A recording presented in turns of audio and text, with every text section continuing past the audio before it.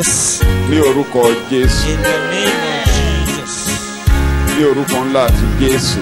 In the mighty name of Jesus. Ó ti ṣiṣẹ́ ní ṣáájú. Ó tún ń ṣiṣẹ́ lọ́wọ́. Kò lè dúró láì ṣiṣẹ́. Agbára rẹ̀ kò lè yí padà láéláé. Torí pé agbára Ọlọ́run ni ó ṣe rere. Mo ṣírò rẹ̀. Mo ti ṣírò rẹ̀. Ọlọ́run mi lè ṣe. Mo ti ṣírò rẹ̀. Mo ṣe tẹ̀mí níwè. Torí pé Jésù sì ṣe é ṣáájú. Ó sì tún ṣiṣẹ́ lọ́wọ́lọ́wọ́. Kó lè dúró láì ṣiṣẹ́. Agbára rẹ̀ kò lè yí padà lọ́lá. Agbára Ọlọ́run ni ó ṣe rere. À ń dúpẹ́ o ṣé lánàá, o ṣé láàárọ̀ yìí. We appreciate you for O ń yesterday. ṣe bó o ṣe ń ṣe ní ìgbàanì. This morning, you've been doing it the way you Ìwọ náà did, ni bàbá tí a máa bá lábà. and the time passed. A tún wá bá ọba yìí Olúwa. Now we are before you again. Bá gbogbo ọkàn pàdé. Lord, touch every heart, Ká fayọ̀ lọ́lé. that we may go home joyful. Ní orúkọ Jésù ni mo gbàdúrà. For I pray. Ọkùnrin náà The man níwájú Ọlọ́run Ẹlẹ́dàá. in God's presence. A rí ọkùnrin náà níwájú Pílátù We saw the man before Pilate pẹ̀lú adé ẹ̀gún lórí. with a crown of thorns. A rí ọkùnrin náà ní ibojì ní ìsà òkú. We equally saw the man in the grave. A fẹ́ wo ọkùnrin náà Now we are to consider the man níwájú Ọlọ́run. in the presence of God. Kí n bẹ̀rẹ̀ níbi tí pásítọ̀ sọ̀rọ̀ dé láàárọ̀. To start from where the pastor stopped in the morning. Job orí 9 kí n kàn lo ẹsẹ̀ kan péré. Job chapter 9. Ẹ̀ka lóyìnbó, ẹ̀ka ní Yorùbá. We read both in Orí English and Yoruba. Ẹsẹ̀ ìkẹtàléníọgbọ̀n. Job Ẹsẹ̀ chapter mẹ́ta. 9 verse Job 33. orí 9 Job chapter ẹsẹ̀ 9 mẹ́ta ó lé ní ọgbọ̀n. verse 33. Kò tí ì sọ̀rọ̀ o. Kò tí ì sọ̀rọ̀ o. Waiting for the Who might lay his hand upon God's bows? Kò sí ẹnìkan tí ìbá dúró bí rẹfirí láàrin wa. no referee between us Kó fi ọwọ́ lé bàbá. that will hold Kó tún fọwọ́ lé èmi the náà. hand of the Father and I. Kò sí ẹnìkan lágbede méjì wà No one between us tó lè tu bàbá lára. that can Kí come bàbá dáwọ́ ibi yìí rather dúró. than to stop this flow of evil, If only Kémi there náà was someone- ṣíwọ́ àròyé.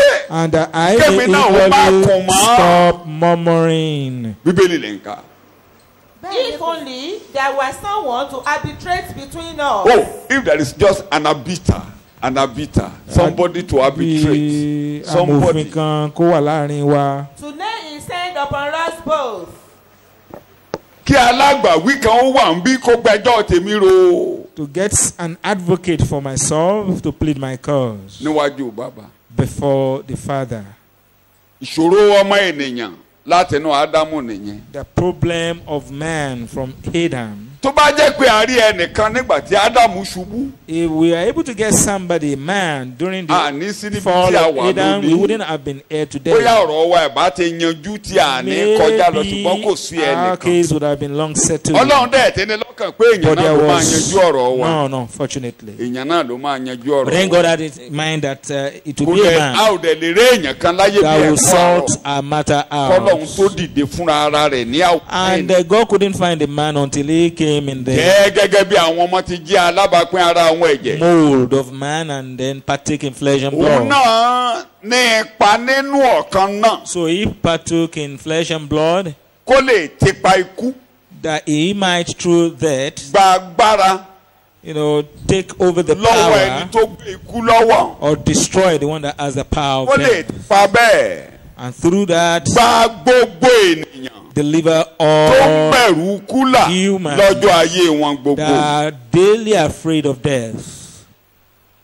ọkùnrin náà bẹ́ẹ̀dì So the man bẹ́ẹ̀dì ọ̀rọ̀ ayé wọn. stood in the gap. kọ́kàn ẹ̀ sinmi má jayà mọ́. Therefore, relax. Don't be o ti afraid. borí o máa borí. He has conquered and you will conquer. nígbà tí ọkùnrin náà And when Yohanu the orí man- ogún mi ò ní ka gbogbo ẹsẹ̀ ṣùgbọ́n àwọn ẹsẹ̀ tí mo bá ti máa kà máa kà á John kẹ́ ẹ gbọ́ chapter 20. dáadáa. I will not read all Yohanu the orí ogún. references, but the one I'm going to take for ẹ jẹ́ ìkàdé ẹ̀ reading, we would look bẹ́ẹ̀ ẹ at it gbé ní close. ẹsẹ̀ kọkànlá lówùúrọ̀ kùtùkùtù John 20 ọjọ́ ìsinmi. verse Mary 11. remained ibojì standing. lóde.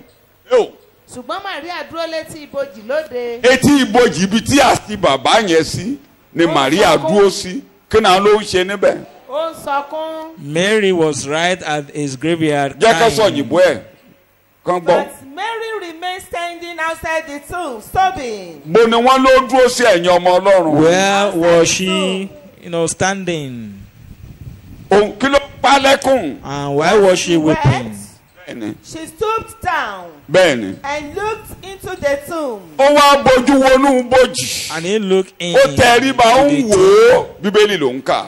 And she saw two angels in white. bó ṣe ń wọnú bójì tí As they ibojì ṣòfo looked at ibojì ṣòfo into the tomb, ibojì ṣòfo ò ní and wọnú bójì mọ́. The grave was empty.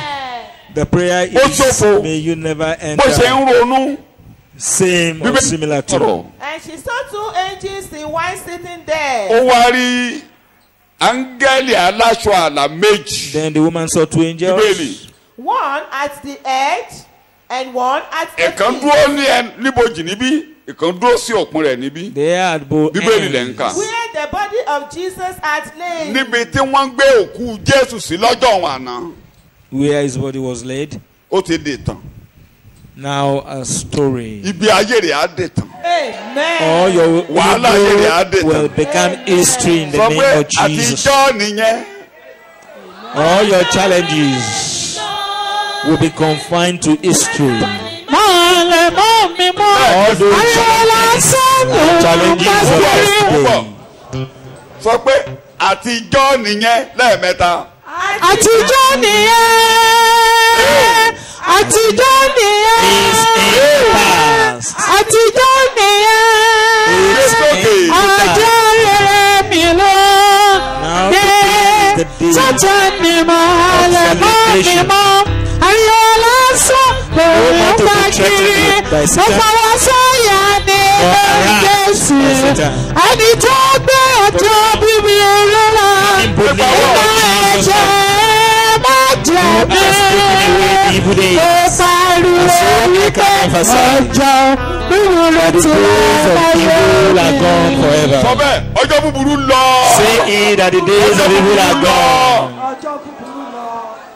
ó rí bẹ́ẹ̀ yẹn wọ́n dúró bẹ́ẹ̀ báyìí ibi tí wọ́n tẹ òkú Jésù sí lọ́jọ́ òun àná. They lay where they lay bíbélì ló ń Jesus. kà. Then Said to her, Eo, and they said to àwọn her, áńgẹ́lì wá sọ̀rọ̀. Woman, the angel spoke. are you sobbing? Eo, kí ló ń pa ọ́ lẹ́kùn? She told them, ó wá sọ fún wọn. because they've taken away my Lord. òun ò rí I do not know òun where ò they rí are laid. I an can't empty tomb see my Lord, an my Lord. evidence of the risen Saviour an Ṣé empty tomb Ibojì empty òkú tó ṣòfò yẹn an evidence of our ó risen fi hàn Saviour. gbangba pé Jésù jíǹde. ó wà láàyè wí bẹ́ẹ̀ kí n gbọ́ lẹ́nu He rẹ̀. is alive. Say it. máa ka bíbélì torí àkókò mi kúrú. Yes.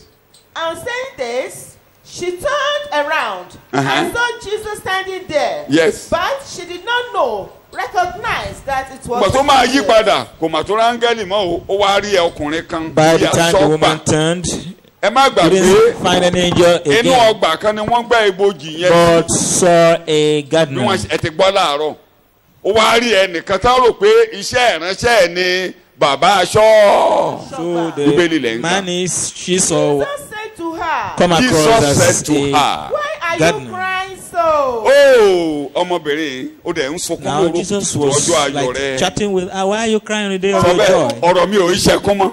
Declare that my case is Torí not kò a mọ̀ case of ọjọ́ weeping ayọ̀ mi ti anymore. dé. Sọ bẹ́ẹ̀ ọjọ́ ayọ̀ mi She ti never dé. knew that a day of Mo joy ní has ọjọ́ ayọ̀ come. But tèmi you ti dé declare o. that the day of your joy has come. Orí tó ń sọkún kò mọ̀ pé ayọ̀ ti bá òun. You know, she was crying on Bíbélì that lẹ́ ń kà. a For joy has whom come. are you looking?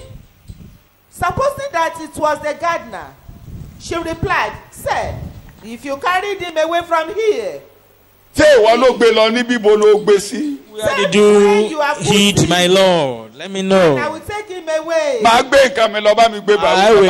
I will carry him. Let me see where you hid him. Now, Mary, Olúwa pè ọ́ lórúkọ láàárọ̀ yìí. it's my prayer that God will call you by name this morning, turning Mo around, this bọ̀. afternoon. Amẹ́ríkà ẹ ló ń lọ ni.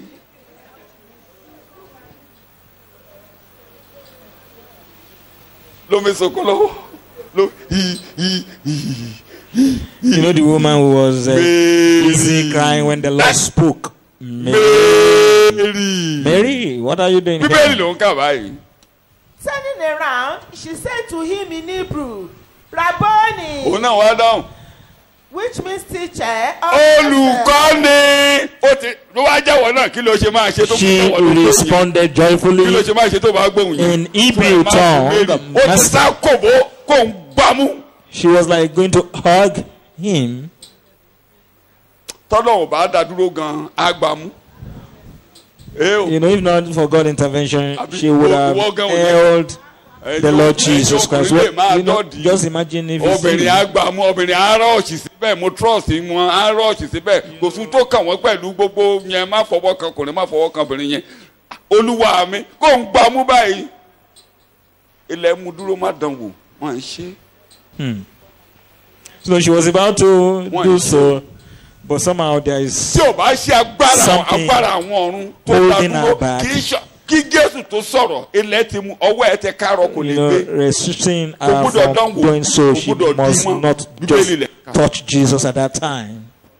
Tó bá gbámú ó dá ìtura padà mú ó bà Bíbélì jẹ́ ó bà ìlànà jẹ́. Should the woman hold Jesus at Ó that bà time, Lẹ́fítíkù that orí would 16 have, a ẹsẹ̀ kind of 17 man. ó dàrú The kò plan gbọ́dọ̀ of sí ẹnikẹ́ni salvation nínú that would have àgọ́ affected nígbà what tí olórí àlùfáà bá ń has gbẹ́bọ̀ lọ been sí written ibi in the book pẹpẹ of Leviticus nígbà tó bá ń lọ sí ibi about ìpín the àánú high kò priest, gbọ́dọ̀ sí ẹyọ when the high ẹnìkan priest nínú is àgọ́ entering olórí àlùfáà into nìkan the tí òun àìdí throne of wọn mercy. Nobody followed the high priest, and nobody hugged the high priest. Jesus said to her, ní sùúrù Be patient. ẹ̀yin obìnrin sọ pé mo ṣoríire tó bá jẹ́ obìnrin níbi tó. You know, bless yourself if you are a woman and tá the a bá sọ pé congregation. nípa obìnrin ni ẹ̀ṣẹ̀ ti wáyé If nípa we obìnrin say ni ìgbàlá ti wáyé nípa obìnrin that ni sin ìjẹ́rìí ìgbàlá ti wáyé sọ pé ó came dáa fún mi. By a woman, salvation equally came by so a woman, tẹ́nìkan bá sọ and fún ọ pé èlé with the ṣùgbọ́n wọn ló witness máa dalé ẹ̀rú sọ of pé the salvation ẹ̀mí equally tó ń tún léṣe ni came mo gbé wọ by a ẹ̀mí woman. àtúnṣe ẹ̀mí ìmúpadà ohun gbogbo tó bàjẹ́ nínú ilé wa yóò padà wá láti pàṣẹ mi sọ bẹ́ẹ̀ ìwọ obìnrin tó bá wà bẹ́ẹ̀. You women declare that everything that is spoiled in Mi ò my tún wà family, láti in my mọ́. generation, will come mi ò back lè ṣí good. ọkọ lọ́nà mọ́. In my family, I will not mislead my husband anymore. ọkùnrin dà lówùúrọ̀ ọjọ́ àjíǹde Where was ọkùnrin dà ń man bí. that day?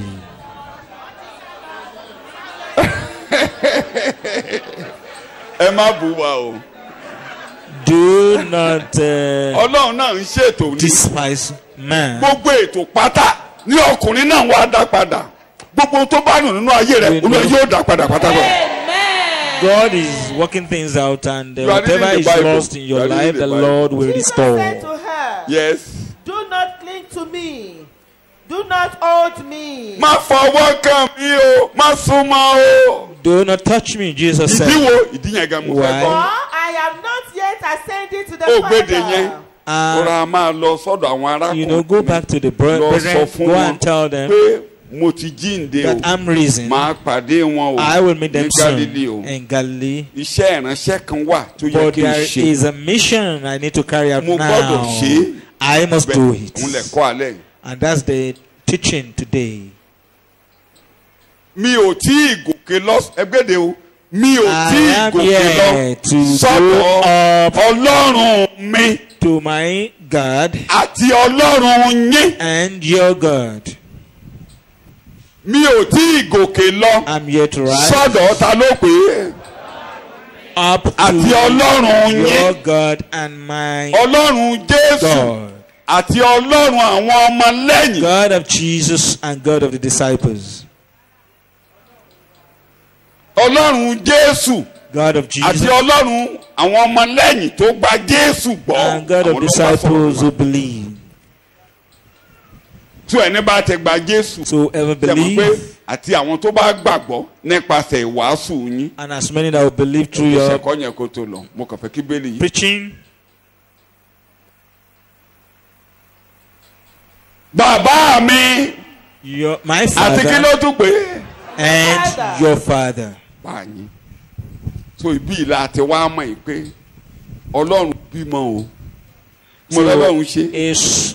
from this we know that God actually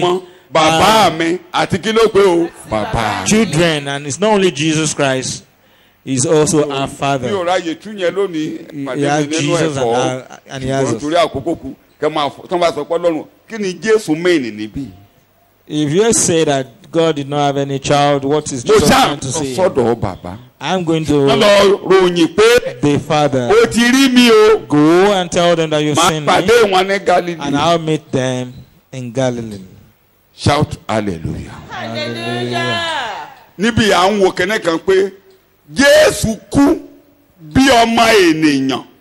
Here we consider something that Jesus died as man, and rose as man, and also ascending to Father as man.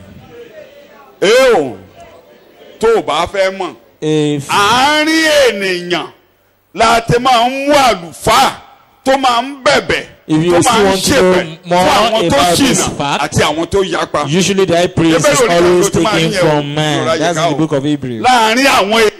He's always chosen among men, among human. He's always chosen among human. And will take sacrifices and gifts on behalf of those who stray. The Bible says the honor is for Aaron, that is called after the order of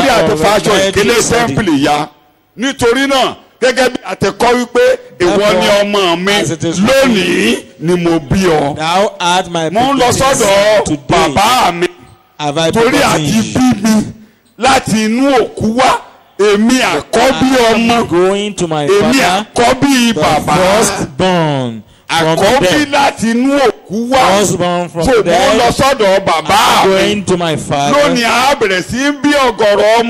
As from today will be having so many more children, and it's also their father. So I'm going to him, going with gifts, sacrifices for those who have gone astray, for those who are their way, and I'm going there as their high priest. Are you getting it? It will take me time to read, that's why I'm reading from head. Therefore, is the high priest that stands forever. If you want to really enjoy the Bible, on the work of the high priest, read the book of Hebrews from chapter 1 and continue until you get to chapter 10. The ministry of Christ, the present day ministry of Christ after the resurrection, will be clear to you. nǹkan tí Jésù ń jókòó ṣe lónìí á kàn gbangba sí wa tá a bá ka Hébérù kìíní bí àlùfáà sí orí kódà kẹwàá. tẹ́ bá tó bá jẹ́ pé ẹnikẹ́ni ò dí yín lọ́wọ́ tẹ́ bá ń ka pẹ̀lú ìjọsìn lọ́wọ́ ẹ̀ẹ́dẹ́gbẹ̀kan tẹ́ ẹ máa gallop bí ẹni bá and the mode of worship you will get a point torí àwọn tí a kọ̀wé sí àwọn ará Hébérù tó mọ nǹkan tálùfáà. because the book of Hebrew was written to those who actually understand the ministry of the high priest, the Hebrew. a ò mọ nǹkan tó ń jẹ́ a ò mọ àlùfáà níbi àwọn alálùfáà ti wà nídìí orò. For us, the Gentiles, we don't know what the high priest in this context is, though we have our own enshrines, a ní nídìí orò dáadáa tí mi ò bá gba Jésù bàbá ló ṣà ló ń wò tó dúró yìí. If I have not given my life to Christ, for instance, I would have been a priest to a shrine.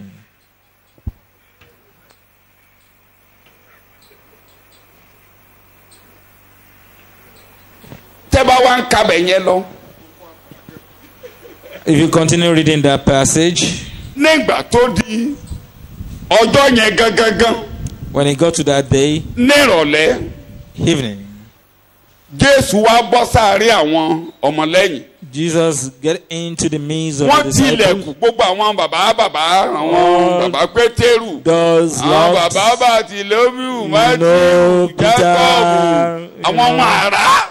Àwọn ọmọ àrá àrá ò mà jáde lára wọn lákòókò ìwọ́n mà sápamọ́ o torí ìbẹ̀rù àwọn. Princes among the disciples were all locked on the door.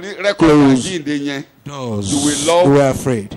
You will appreciate more the work of redemption. You will know pé bàbá ni bàbá ń jẹ́. If you read the story around resurrection, you appreciate what God has done. And you appreciate the fatherhood of the Heavenly Father. He told them categorically, go and tell them, and Peter, why was Peter name singled out? He's always the Father. You cannot be lost. So he got in there behind a closed door. He got in there.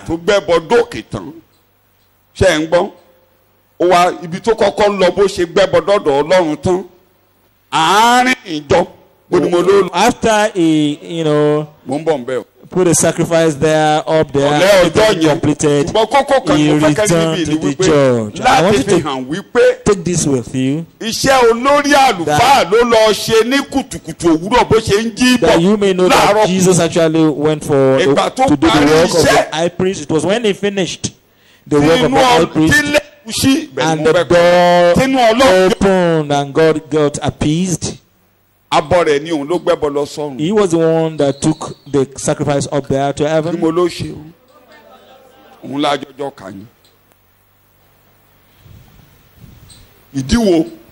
Why?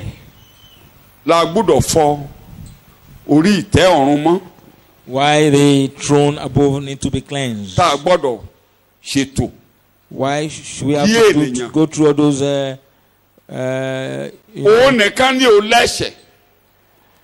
process? He was the only one without sin then, and of course now. Three important things. One, there was sin before God. When you just see different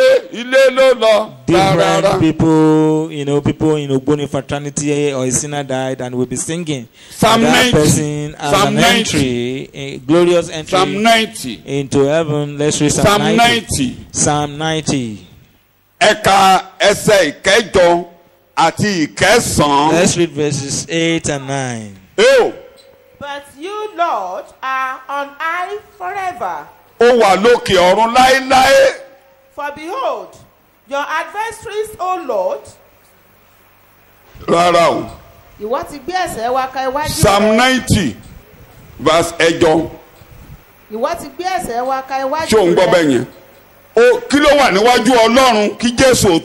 Before kí ló wà níwájú Ọlọ́run? Mósè tó kọ̀wé yẹn ìwọ gbé ẹsẹ̀ wa ka iwájú rẹ. According to the rite of Moses here. Gbogbo àṣírí ìkọ̀kọ̀ tá ń ṣe iwájú ta ló wà. Secret sins. Iwájú ta ló wà. Before God. Tí Ọlọ́run bá dẹ̀ so Ísírẹ́lì rìn nínú ìbínú gbogbo ayé rìn lábẹ́ ìbínú torí ẹ̀ṣẹ̀ wà níwájú Ọlọ́run wọ́n ń bínú lọ́wọ́. Walking before God in His wrath and so same with the whole world. Ọlọ́run ń bínú sí ènìyàn búburú ní ọjọ́ 24/7. And the Bible says God is angry with sinner every day. 24/7 lọ́lọ́run ń bínú. You know, all the time. So ẹ̀ṣẹ̀ wa wà níwájú Ọlọ́run. And so sin was before Him. Kí ló wà níwájú Ọlọ́run? Ẹ̀ṣẹ̀ wa. So kò sẹ́nìkan tó lè yọjú sọ́dọ̀ Ọlọ́run. So no one could actually appear before Him. Tó fi lọ́ọ̀bẹ nìyẹn. That was why Jesus went. Mo ń bọ̀ bẹ́ẹ̀ kó lè mẹ́ṣẹ̀ kúrò ní. I'm still coming there. That the main reason is to take away sin. The second reason. Ilẹ̀ ń sọ̀rọ̀. The earth or the land. Ẹ̀jẹ̀ tí a ti ta sílẹ̀ lórí ilẹ̀ ń sọ̀rọ̀. Speaking. The bloodshed ó sọ̀rọ̀ lòdì. The soil or land sí ènìyàn. Was speaking or working against man before God. Bí mo ṣe dúró yìí, ẹ̀jẹ̀ àwọn tó ti kú sọ, wọ́n ṣe ń bẹ Ọlọ́run. The blood Ọlọ́run fẹ́ gbẹ̀san lórí ilẹ̀ ayé. You know, the matter. Ẹni tó dá ìgbẹ̀san dúró. Before God. Tó dá ìgbẹ̀san ẹ̀jẹ̀ dúró. Vengeance. But something is holding it. The vengeance, and that's what we are talking about this morning. If you look at Revelation 10, under the fifth seal, you know, making a protest that their blood be avenged on the earth. But God was telling them, be patient. Jesus lọ sórí ìtẹ́, ìkíní nítorí ẹ̀ṣẹ̀. Jesus went to the throne because of sin. And once God beholds sin, you cannot prosper. Because of the blood that your ancestors has shed. Still speaking, or maybe the nation where you are, the blood, you know, that flows there is also crying against you. I wonder if there is going to be any nation at all that people his blood will not be crying against them. Even the place where they used to, the shrine in the palace where they used to make them, you know, holes here and there, is all about blood. Now, eulogy for your family, you ask that they should give you the meaning. Then you will appreciate what we are talking about. That is all linked to the blood we are talking about. I know one about my family line that I know quite well. We used to boast before I gave my life to Christ. When I see anyone that is born in my father's house who will use that word or that phrase. And now that I understand, I realize the big curse. There is that, you know, a platform where a whole human was pounded in there. Anyone that climbs that platform and is not from the family line, that person will die. If it's not from our family line, that person will die. And we used to boast about it. What I'm saying is the blood speak contrary to us. From Abel's blood to the blood of Zechariah killed between the temple and the porch. The third one, there is also a avenger of blood. Avenger of blood's aim might be stayed. The avenger might not be able to take vengeance. Jesus went gẹ́gẹ́ bí ọmọ ènìyàn as a son of man sí ọ̀dọ̀ Ọlọ́run. to God. Ó lọ sí orí pẹpẹ.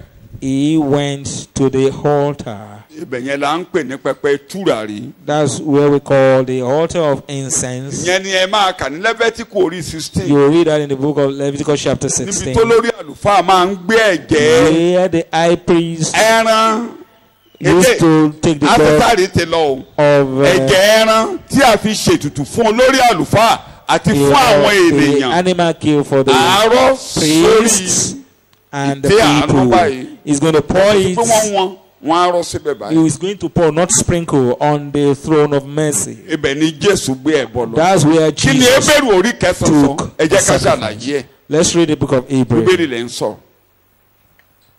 Ẹ jẹ́ ká ṣàlàyé ẹ̀. Ká wá sọ bó ṣe kàn wá díẹ̀díẹ̀ ká tó máa We lọ. read that Yes. and then we try to appropriate and how it relates to it. Orí ẹsẹ̀ ìkọkàndínlógún nínú ìwé Hébérù orí ìkẹsàn-án. nítorí nígbà tí Mósè ti sọ Hebrew 9:9. Yes. nítorí nígbà tí Mósè ti sọ gbogbo àṣẹ fún gbogbo àwọn ènìyàn gẹ́gẹ́ bí òfin. Ó dà 22 mò ń kánjú 22. Verse 22. ó sì fẹ́rẹ̀ jẹ́ ohun gbogbo ní a fi ẹ̀jẹ̀ wẹ̀nù gẹ́gẹ́ bí òfin. Bẹ́ẹ̀ni àti láìsí ìtàjẹ̀sílẹ̀ kò sí ìdáríjì. ẹ ka lẹ́ẹ̀kan sí láìsí ìtàjẹ̀sílẹ̀ Without kí ni wọ́n pè the é. shedding of blood is no remission. In fact, under the law, almost everything is purified by means of blood. And without the shedding of blood, there is neither release from sin and its guilt, nor the remission of the Tí mo fẹ́ lò gangan nìyẹn. There is no release. Kò sí ìtúkalẹ̀. There is no freedom. Kò sẹ́ni tó lè bọ́. No one can be free. Lọ́wọ́ ẹ̀ṣẹ̀. No release. No freedom at all. O lè kó lórí àtẹ. You can't O leave lè rí ìtúkalẹ̀. the market, you know, O lè rí ìdáǹdè. nor Tí a bá be sábẹ́ òfin ni o. free on the law Láìsí ìtàjẹ̀sílẹ̀. or liberated without the Nítorí náà shedding of o ti bọ́ blood. síwájú máa ka Bíbélì kò máa yé bẹ́ẹ̀. Therefore, Ó yá. we can then read further. Torí pé 23. Yes. nítorí a kò lè ṣàfi ìwọ̀nyí wẹ àwọn àpẹẹrẹ ohun tí ń bẹ lọ́rùn. Ìyẹn ni pé gbogbo ẹbọ tí à ń rú nínú májẹ̀mú lálẹ́ lọ́dọ̀ Mósè táwọn àlùfáà yín ní kẹ́ ẹ máa rú kẹ́ ẹ máa pọn mèrè fọ̀ kẹ́ ẹ máa fẹ́ràn kẹ́nẹ́kan yẹn. All of those Lábẹ́ òfin sacrifices tàwọn àlùfáà yẹn ò lè ní wọn o. Lábẹ́ òfin a fi ń wẹ under àwọn Moses àpẹẹrẹ and some people encourage you to do àpẹẹrẹ which is not right. nǹkan tọ̀run. Then in the Old Testament Àpẹẹrẹ is kí ni Ọlọ́run fi ń a wẹ̀ nígbà shadow. It was a Àpẹẹrẹ kí náà fi ń shadow wẹ̀ nígbà náà. of what is in heaven. Kì í ṣe nǹkan tọ̀run náà fi ń wẹ̀ o. Àpẹẹrẹ kí ni wọ́n fi ń wẹ̀ o. You know, Ṣùgbọ́n nígbà tí Jésù wá dé it is 24. now when Jesus came. Yes. nítorí Kristi kò wá ibi mímọ́ tí a fi ọwọ́ ṣe lọ. tí í ṣe àpẹẹrẹ tí Nígbà tí Jésù máa dé kò bá wọn lọ síbi mímọ́ ti ayé tí wọ́n ti ń wẹ àpẹẹrẹ nù. did not go to the Ṣùgbọ́n ó lọ temple. sí ọ̀run Physical temple. láti lọ wẹ gbogbo ohun tó máa dọ́run went mọ́. up there to Ó lọ sí heaven ọ̀run pàápàá. to Ó lọ́dọ̀ ẹ̀yin ọmọ Ọlọ́run o. Ó lọ sí ọ̀run Everything. pàápàá. Kí ló lọ ṣe Then bẹ́ẹ̀? he went to the heaven itself. Ní iwájú Ọlọ́run. Now sọ̀yìnbó ẹ̀. For Christ, the Messiah has not entered into a sanctuary. No, not a sanctuary. Yes. made You are reading. made with human hands. Yes, with Only human. a copy and pattern and type of the true one. Bó tilẹ̀ jẹ́ pé àpẹẹrẹ nǹkan ọ̀run ní gbogbo tabernacle. You know, all those Yes. tabernacle in the Old Testament is actually a type of heavenly shadow, so to speak. Entered into heaven itself. He has entered into heaven himself. Now to Now, appear in the very presence of God. now, to appear in the very presence of God. On our behalf. On what? On our behalf. Torí ìta ló ṣe lọ ẹ̀yin ọmọ Ọlọ́run. Níwájú Ọlọ́run Sọ torí tèmi tó bá gbà bẹ́ẹ̀ gbọ́. If you believe, say that he appeared before God because of me. Ó ní kì í ṣe pé kó máa fi ara rẹ̀ rúbọ It's not that he should be offering himself every year. Gẹ́gẹ́ bí olórí àlùfáà ti ń ṣe lọ́dọọdún. The high priest for the physical temple used to do every year. Tó bá jẹ́ bẹ́ẹ̀ ni. That if that should be the case, ó pẹ́ tí ìbá ti máa kú then lọ́dọọdún. Jesus would have been dying from the beginning of the world. You know, like people used to do when they are doing their ceremony. They do, they show it and all that. But the point is, the Bible standard Jesus, you know, is not dying every year. He's not to be nailed to the cross every year. He did it only once. At the end time, that we might be released from sin. 25, 26. Hold on, boss, 26. For then, will he often have had to suffer over and over again? Yes. Since the foundation of the world. Yes. But as it now is. Yes. He has once for all. Once for all. Never to be repeated. Once and for all. Sacrifice and never to be repeated. Never to be repeated. Say never to be repeated. I will never be involved in any sacrifice. There is no other sacrifice for sin. You are reading. Oh yeah. He has once for all, at the consummation and close of the ages appeared to put away and abolish sin. Oh God, to put away and what? And abolish sin by his sacrifice.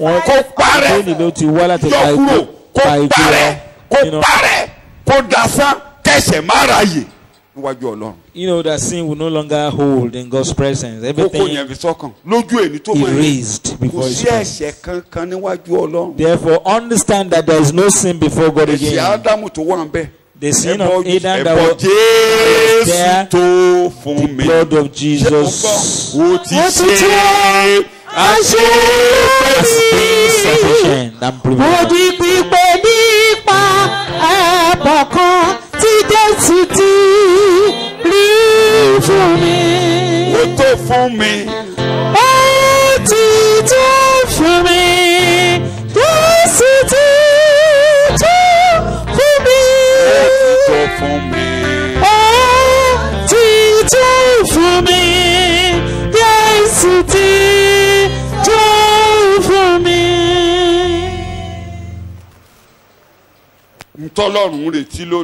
So what God is expecting today,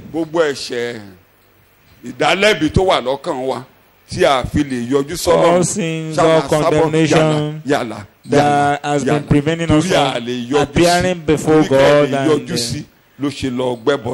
and because of that we cannot appear before Him, that Jesus took the sacrifice up there in heaven. And none can ever do so until Jesus, because of the guilt in the heart of man. And the same guilt or condemnation that makes us today people to be looking for help where there is none. So once and for all, you know, it was read in the morning that it is appointed for man to die once, that judgment, and Jesus is gone there to complete judgment, and so declare that I do not have any case anymore. To once and for all put away and abolish. So He took it away.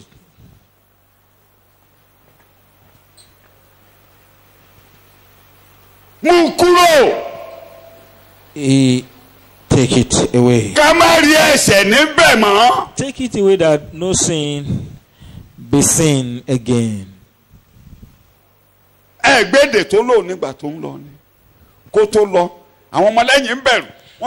Before the disciples were afraid, and when I used to be young in faith, I It took me a while before I could understand that John 14 has twin interpretation. So when the disciples were afraid, and he told them, let not your heart be troubled. Whatever the challenge that you might be facing, no matter the challenge, just do not allow your heart to be troubled. What's troubling your mind? And the question is, let not your what is it that is bothering your heart? The response is, let not your heart be troubled. Or maybe child is or security issues or political problems or what have you. But you let not your heart be troubled.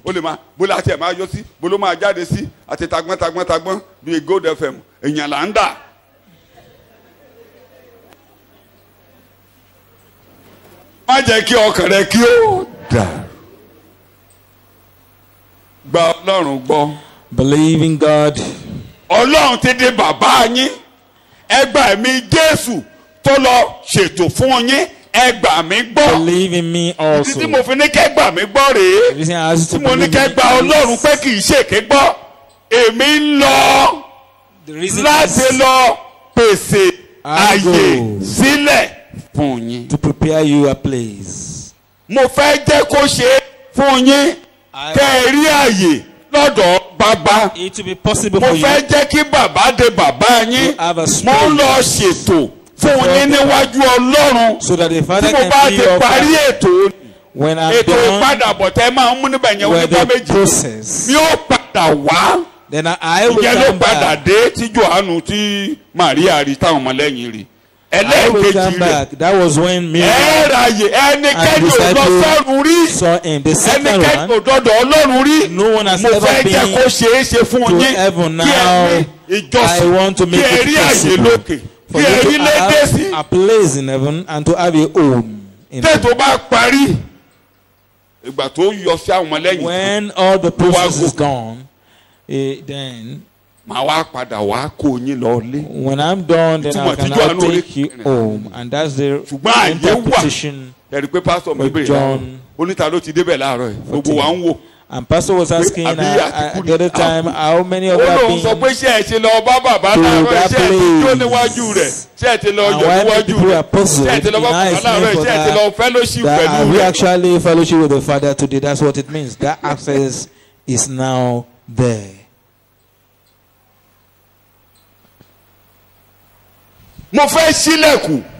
I want to open you door.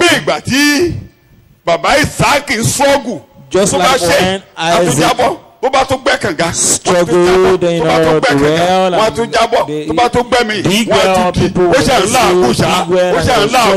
all that. But someday God intervened at Rehoboth. And that's where I declare God has given me a place or space.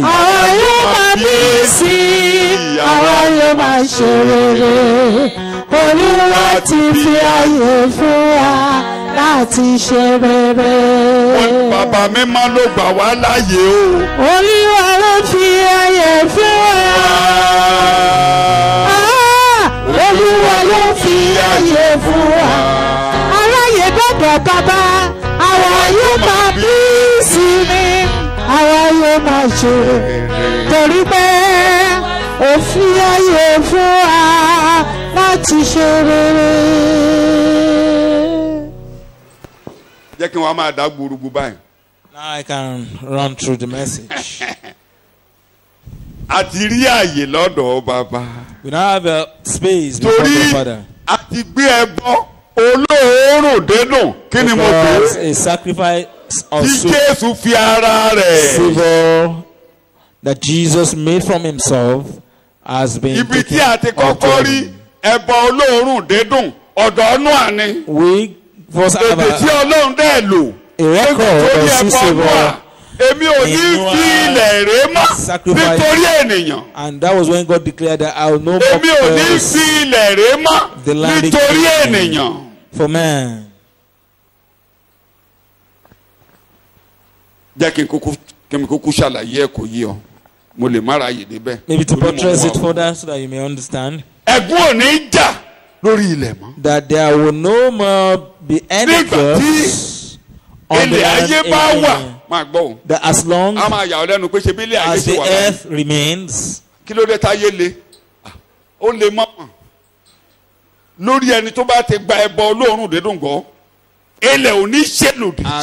many as believe this sweet Savior Jesus Christ, the land will not work against you anymore. And the curse on the ground will not be fulfilled in your life. As long as the earth remains, you will sow and reap. No damnation, no enchantment, no damnation, no enchantment against the time going forward. Your case will be testimony of what God has done. And now new land, you will no more or no longer work against you. I will plant, I will reap. Sweet smelling savor before God. Amen. Amen. Amen. Amen. Back to where I started.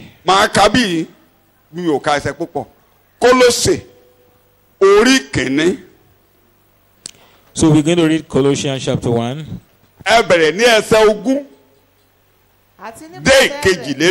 From verse 20 to 22.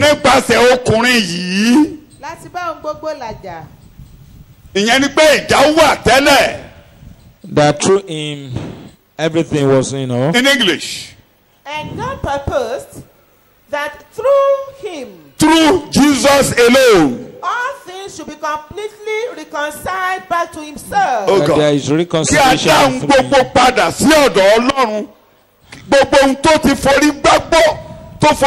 Everything that God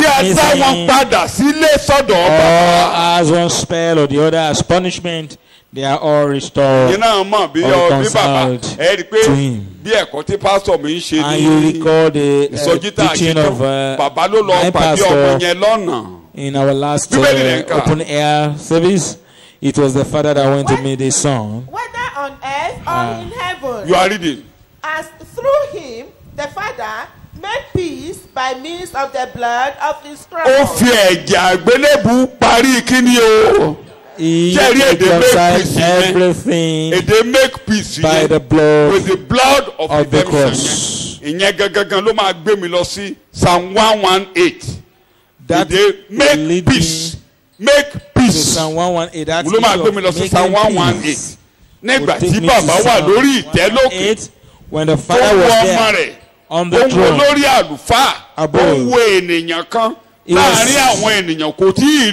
looking at a pretty a special man that he has never seen, flesh and blood before, without shame, and he's not making sacrifice for himself, but for those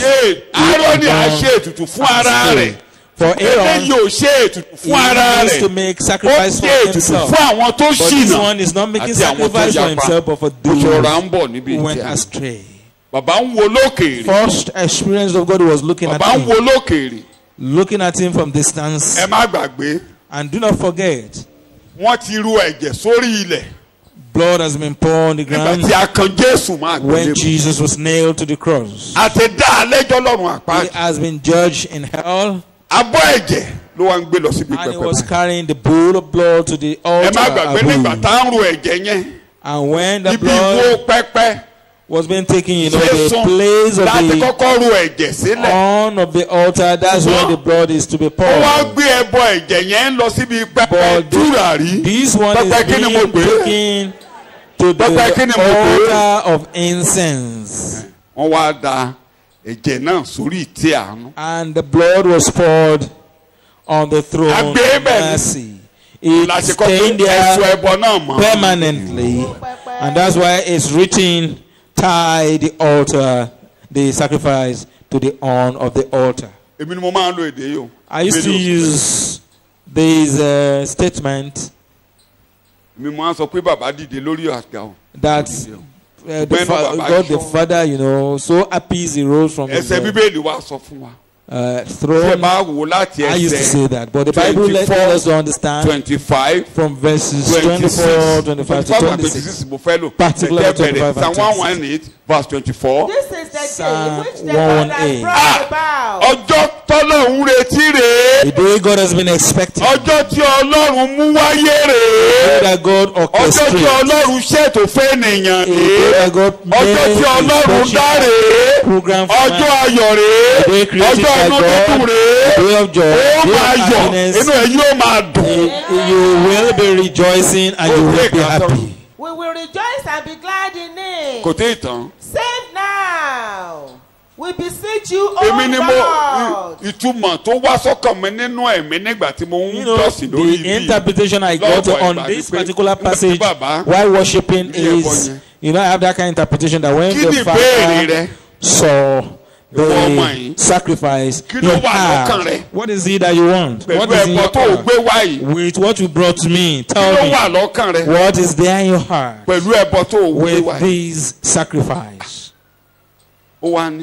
And he said, Lord, please, let there be salvation, let there be prosperity, shalom, peace, well-being. Let there be salvation. Begin to work out salvation. Begin to return man. Let there be peace. As many as cleave unto this blood of the cross, Lord. Peace between you and the person. Honest. Let there be honest. In body. Nínú ara, nínú ẹ̀mí, nínú ọkàn. That was Christ's prayer. And that was what I told that while he was coming from that place, where did I tell you? He went actually to the middle of the church. They were afraid, and he was like, why are you afraid? Because Jehovah is alive, no cause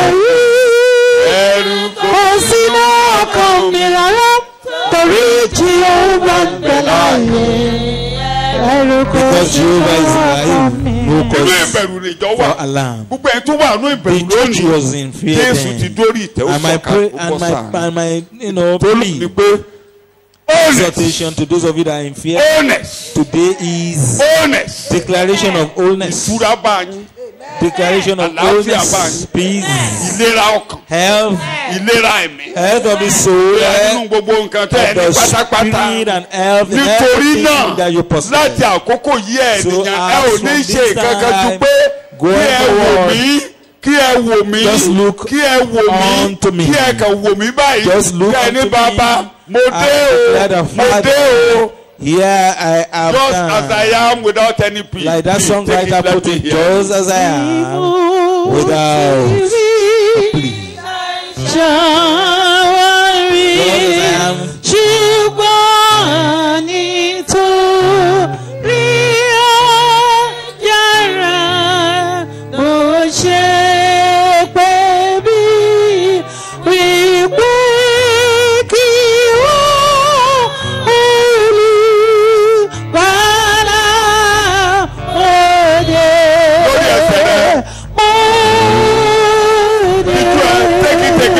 Just follow me that song.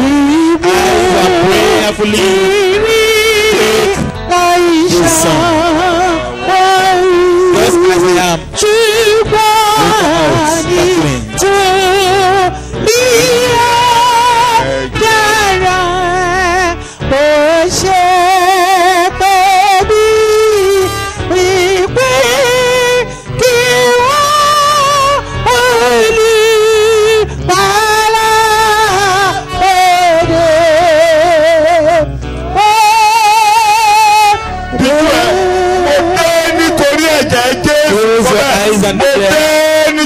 Lord, I come on the account nítorí of the ẹ̀jẹ̀ blood Jésù. of Jesus. Mo dé nítorí ẹ̀jẹ̀ I come Jésù. on the account of the Kí blood of àkọlé ẹ̀ṣẹ̀ Jesus. kúrò lórí orúkọ mi.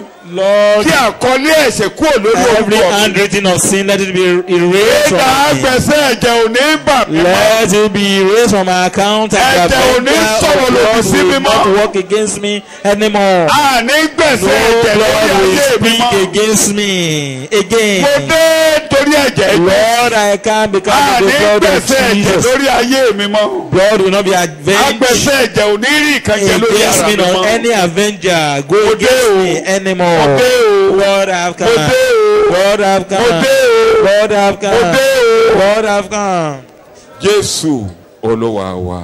Amen. Jókòó. You may be seated. Wá a ti fi èdìdí dí. The program or plan of salvation has been Kọ́ríńtì sealed. kẹ́ni We see that in the book of 1 orí Corinthians, keje chapter 7. 23 nbà ní kí n fi wé Timothy kínní orí keje ẹsẹ̀ 23. kẹfà gbólóhùn kan náà ló ń tẹ̀bẹ̀ jáde ṣùgbọ́n ẹ̀ka A ti rà yín ní iye kan. wíbẹ̀ A ti rà mí ní iye kan. Say it that have been A ti purchased rà mí ní iye with a kan. price. Ẹ má ṣe di ẹrú ènìyàn. nínú ní ká má ṣe dà sọ òyìnbó ẹ̀. You were bought with a price. Eo You were bought with a price. Purchased with a preciousness and paid for by Christ. kíní kan tó lágbára ni a fi sọ. You know, mo ń bọ̀ bẹ́ẹ̀ o màkàbí ni bẹ́ẹ̀ o. something precious is what was used a to ti san purchase gbèsè your gbèsè salvation. tí ẹ jẹ́ Or pay your a ti debt. san. The debt you owe O jẹ́ Ọlọ́run ní gbèsè has mọ́ been paid, sọ and bẹ́ẹ̀ so kí you n bọ́ lẹ́nu no bẹ́ẹ̀. longer owe God. Ta ló san? Jésù. Ta ló san? Jésù Kristi. Tí ẹnìkan bá ní wàá jìyà ẹ̀ṣẹ̀ rẹ lójú àlá tó yọdà sí ọ kí ló yẹ kó o Should gbé dá anyone come lóhùn? to your dream and tell you you are responsible for your sin? Mi ò jẹ́ gbèsè má How are you sọ going to bẹ́ẹ̀. answer that person? Mi ò ní jìyà ẹ̀ṣẹ̀ You mọ́. need to say that Jésù san Jesus gbèsè wíbẹ̀ has lẹ́ẹ̀mẹ́ta. paid my debt. I will not suffer for my sin. Mi ò ń ṣerú Again, ènìyàn Jesus mọ́. has paid my Mi ò debt. ń ṣerú I ẹ̀ṣẹ̀ mọ́. am no longer Mi ò ń slave to ṣerú sin. ènìyàn mọ́. Slave to sin. Mi ò ní ṣerú dọ́tọ̀. No, I Mi ò will ní not ṣerú be babaláwo. slave to doctor Mi ò ní ṣerú or wòlíì. herbalist. Mi ò ń ṣerú ènìyàn. Toilet or Mi ò ń anything. ṣerú ènìyàn. I will not be Jésù slave san to gbèsè. anyone. Jesus paid my debt.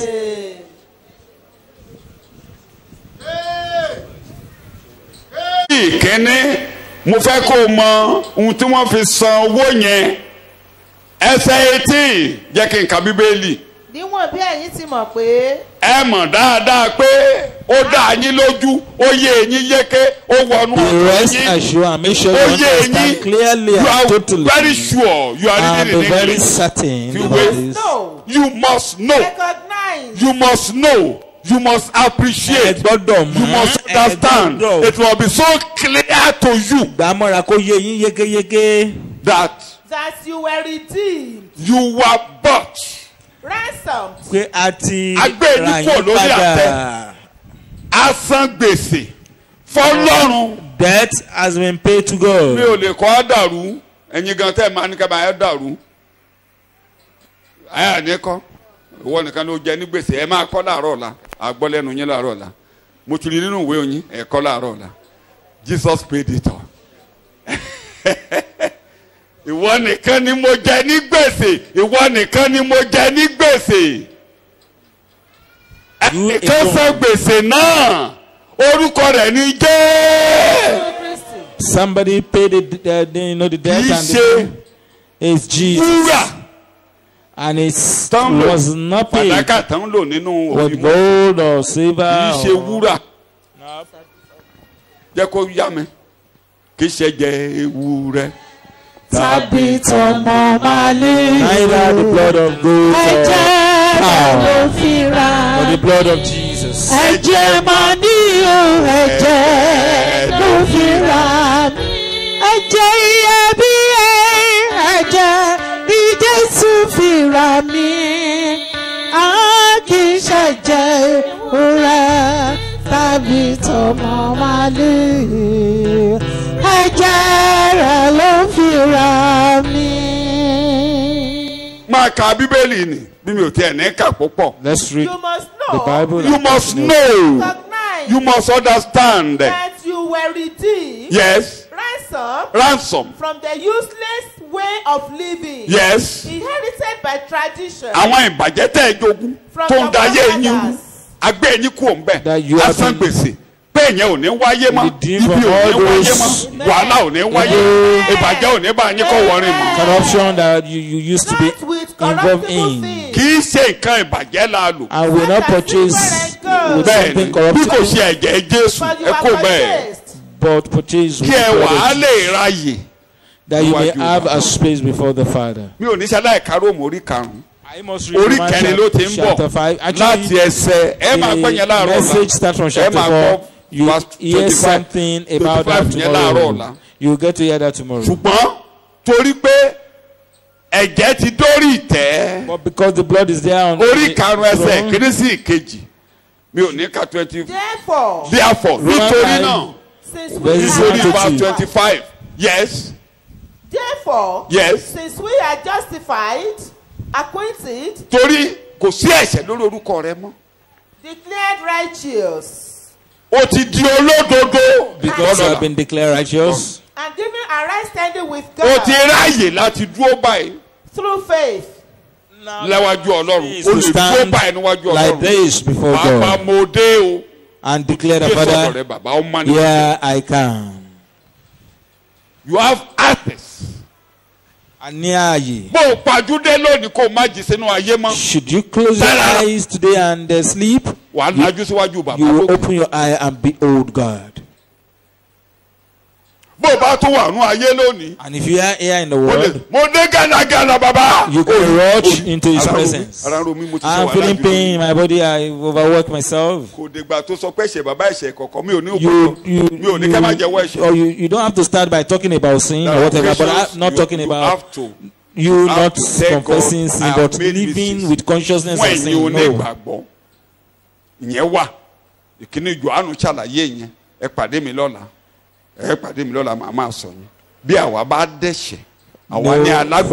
John explained that the issue of making your way right with God is sin.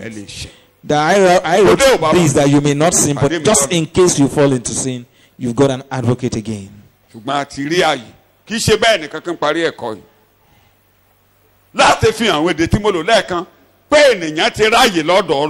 confirm that a man has got a place before God, Jesus opened the door. 52 and 53. Matthew 27, 53. To confirm that man actually have access to the Father, that if you die today or sleep, in Bible language, you are heading to heaven. 27, 52. Àwọn ìsàkú sí sílẹ̀. Máa gbọ́ o. Máa kà. Ọ̀pọ̀ òkú àwọn ẹni mímọ́ tí ó ti sùn sí jíǹde. Nígbà wo? Wọ́n sì ti inú ìsàkú wọn jáde lẹ́yìn àjíǹde rẹ̀. Ìgbà wo ni àwọn ìsàkú ṣí sílẹ̀? Now when was the grave? Ìgbà wo ni òkú àwọn ẹni mímọ́ jáde? It was after his resurrection. Ẹ̀ka lẹ́ẹ̀kan sí ká ẹ̀jẹ̀ kan gbọ́. Wọ́n ti inú ìsàkú wọn jáde. Oh my God. Lẹ́yìn àjíǹde rẹ̀. Padà bẹ̀rẹ̀ túkà. Àwọn ìsàkú sì ṣí sílẹ̀. Máa gbọ́, àwọn kí ló ṣí sílẹ̀? Àwọn ìsàkú. Ọ̀pọ̀ òkú àwọn ẹni mímọ́ tí ó ti sùn. Àwọn Dáfídì tí ò gòkè lọ sọ́run nígbà tó kú.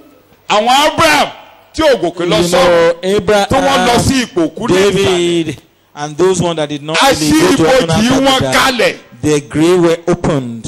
Láti fìdí Bíbélì múlẹ̀. To establish the scripture that says pé nígbà tí a bá gbé mi kúrò ní. That and if I believe from the earth, ènìyàn síbò. I will take men unto myself. Kẹ́lẹ́ ilé yé yín.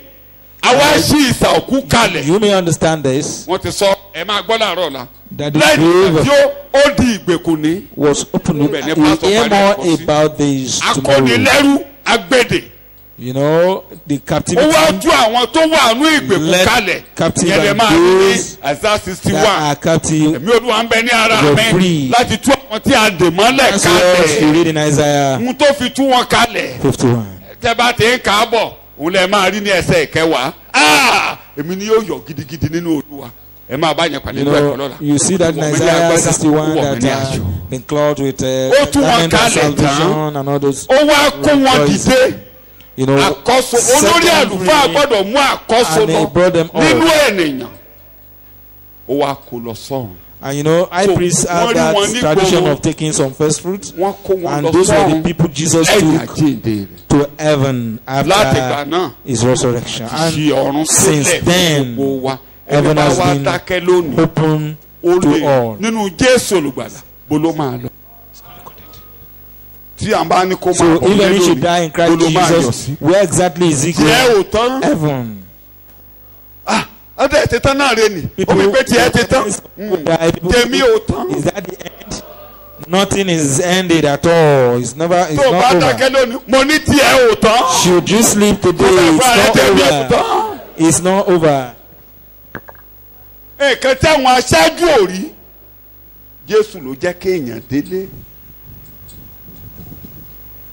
Òun lè fi tí wàá rí bàbá wa tó máa ń gbóyà tó bá ń sọ̀rọ̀ bàbá wa Paul mò ń pè ní bàbá wa. Ó ní àwa fẹ́ tinú a ó ní tó ń wúre 2 Corinthians chapter 5 a fẹ́ kúkú tinú ara kúrò.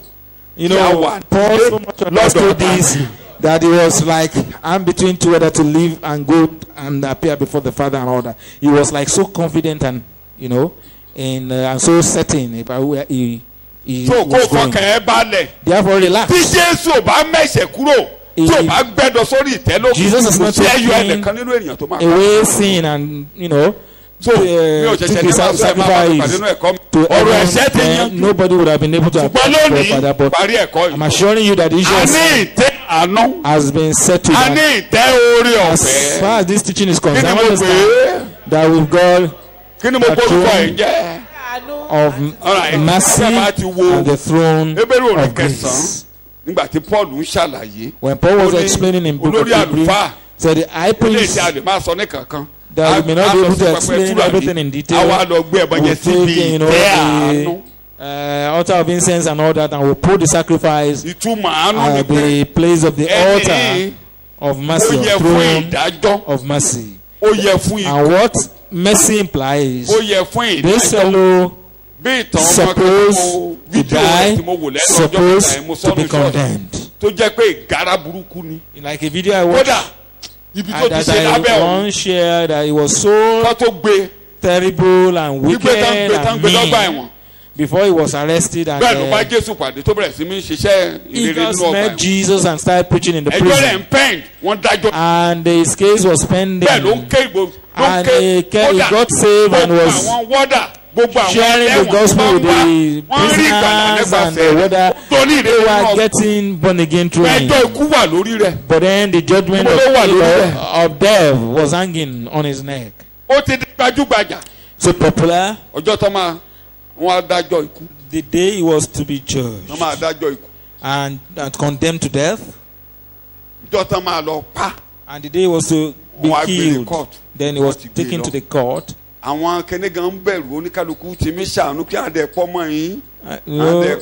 People were already sympathizing that, oh, this good man who has done good now will die and all that. And when the judge got there, he said he prayed. That prisoner, that man said he prayed, and Jesus told him, assured him that he's not dying yet. And the man has put on the special robe, the judge, for the condemnation to death. But the judge said he got a particular breeze. And the eyes of the judge turned and he started writing another thing. I could not explain in detail. Perhaps some of you have watched it. And by the time the judge was to rise, he declared that this fellow was due to die, and these were a sin, but is declared discharged and acquitted. No more passion. So before God, you are no longer going to prison or to hell. That's what throne of mercy stands for. Whatever sin that may have been committed under heaven as far as it's concerned, today there is no sin that is not pardonable before God. Like when I, crack joke, I will say you did not come for a meeting, you are committing sin that may not be pardonable, but that's a joke anyway. Whether you say that person is killed and even eat flesh of human being or whatever, the mercy where the Father sits today is the throne. It is a throne of mercy. Throne of mercy. Call it throne of mercy. Whatever evil you may have done, a declaration has been made. Father, forgive them, for they know not what they do. Said, I will arise and I will show mercy for the time has come. So Lord, arise on my matter today, because the blood is there on the altar. Let no sorrow be upon my matter. Is the throne of mercy, Lord. For me, nítorí gbà tí sojú rere sí mi. Jésù Olúwa wa. Jesus. Finally. Name we pray. Finally. The last passage you read in Hebrew chapter 4. That's where I close this passage. 16. That is the throne. For you to understand it, read from verse 14. Where the Bible says you've got a high priest that cannot hear with our feelings and share in our infirmity. So sometimes you come to me and tell me that you don't understand. You don't seem to know what I'm going through. I'm not your high priest. But the high priest knows what you're going through. And he knows it all. If you accuse me that, well, I do not seems to care enough or whatever, I am not the high priest. For we do not have a high priest who is unable to understand and sympathize.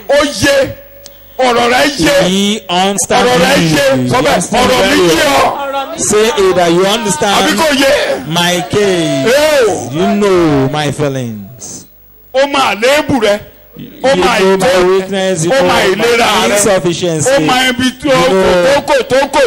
my weaknesses and everything. But I may not know. He knows how you feel the body pains.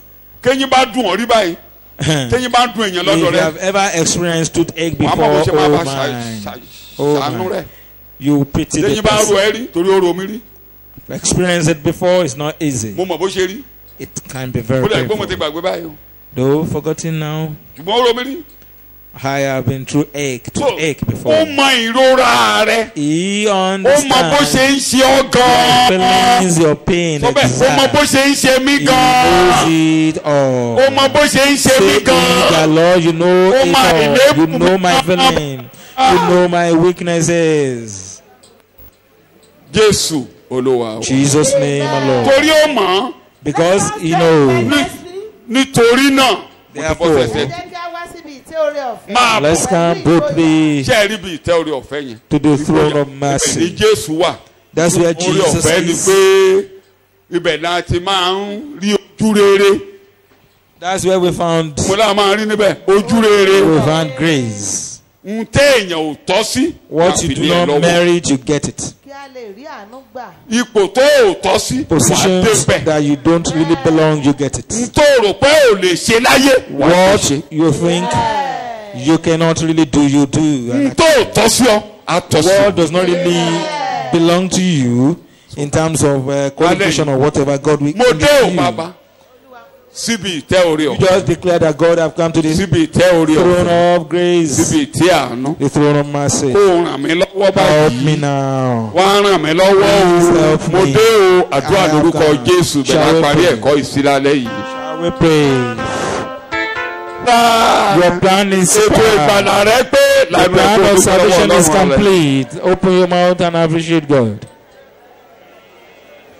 Jésù Olúwa wa. Jesus' name alone. Jesus. In the name of Jesus. Lord, we thank you. We thank you for we have received mercy. Accept our thanks in Jesus' name. Accept our thanks in the name of Jesus. We give your name glory for all the blessings you pour on us. And we are going with all the blessings. Receive our thanks in Jesus' name. Lord is continuing tomorrow. Lord, help us. Oh Lord, we don't want to be missing. Lord, help us. Lord, because you bless us today, we want to receive tomorrow again. Oh Lord, do this for us in Jesus' name. As we go now, go with us. And our people going outside Elisha, we commit them into your hands. Go with them and drive with them. Drive with them, O Lord. Grace of the Lord Jesus Christ, the love of God, and the fellowship of the Spirit, and the mercy of God Almighty go with us now and forevermore. A big hallelujah! A big hallelujah! A big hallelujah!